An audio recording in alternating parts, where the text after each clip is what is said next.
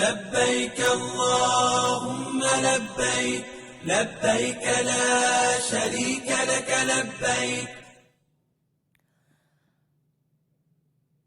നാളെ മുതൽ കൂടുതൽ തീർത്ഥാടകർ ഹജ്ജിനായി മക്കയിലെത്തും. സംസ്ഥാന ഹജ്ജ് കമ്മിറ്റിക്ക് കീഴിലുള്ള ഈ വർഷത്തെ ആദ്യ ഹജ്ജ് സംഘങ്ങൾ ഇന്ന് രാവിലെ മുതൽ മക്കയിലെത്തി ഉംറ കർമ്മം പൂർത്തിയാക്കി. 498 തീർത്ഥാടകരാണ് ഇന്നെത്തിയത്.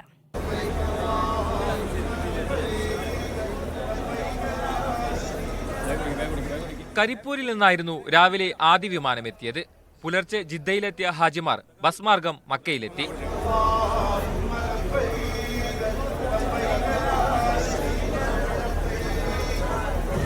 തടിച്ചുകൂടിയ നൂറുകണക്കിന് വളണ്ടിയർമാർക്കിടയിലൂടെ ഹാജിമാർ സ്വീകരണം ഏറ്റുവാങ്ങി താമസ കെട്ടിടത്തിലേക്ക്.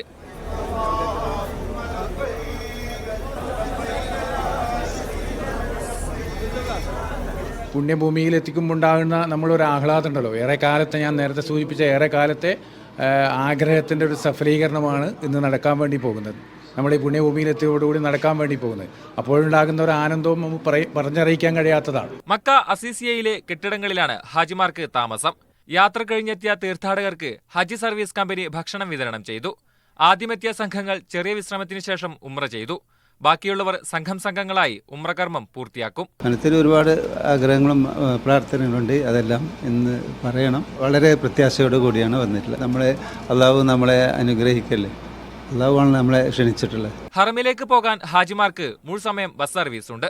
ഇവിടെ വന്നപ്പോൾ എല്ലാ സംഘടനകളും ഞങ്ങൾക്ക് വളരെ വളരെ നല്ല സ്വീകരണങ്ങൾ, വളരെ സന്തോഷത്തിലാണ്. ഞങ്ങൾക്കൊരു ബുദ്ധിമുട്ട് വന്നിട്ടില്ല. ലഗേജുകളും ബസ് സർവീസും അവിടുന്ന് ഇങ്ങോട്ട് ഫ്ലൈറ്റും എല്ലാ എയർ ഇന്ത്യ ശരിക്കും വളരെ മോശമാണ്. ഇക്കുറി എയർ ഇന്ത്യ വളരെ ഹാപ്പിയാണ്. അതിൽ പുതിയ വണ്ടിയാണ്. എല്ലാം കൊണ്ടും വളരെ സന്തോഷമായിട്ട് വളർത്തി. ഈ മാസം 26-ന് കൊച്ചിയിൽ നിന്നും ജൂൺ 1-ന് കണ്ണൂരിൽ നിന്നും ഹാജിമാരുടെ വരവ് ആരംഭിക്കും. ഹജ്ജ് കമ്മിറ്റിക്ക് കീഴിലെത്തുന്നവരുടെ എണ്ണത്തിൽ റെക്കോർഡാണ് ഈ വർഷമുള്ളത്. 17,883 പേരാണ് സംസ്ഥാന ഹജ്ജ് കമ്മിറ്റി മുഖേന ഇത്തവണ ഹജ്ജിനെത്തുന്നത്. മുൻവർഷത്തേക്കാൾ 6,516 പേരുടെ വർധനവ്. രക്ഷാകർത്താവില്ലാതെ, അതായത് തുണയില്ലാതെ ഹജ്ജിനെത്തുന്നവരിൽ 3,582 സ്ത്രീകളുമുണ്ട്. ഇവർക്ക് പ്രത്യേകമാണ് സൗകര്യങ്ങൾ. തീർത്ഥാടകരിൽ 7,279 പേർ പുരുഷന്മാരും 10,604 പേർ സ്ത്രീകളുമാണ്.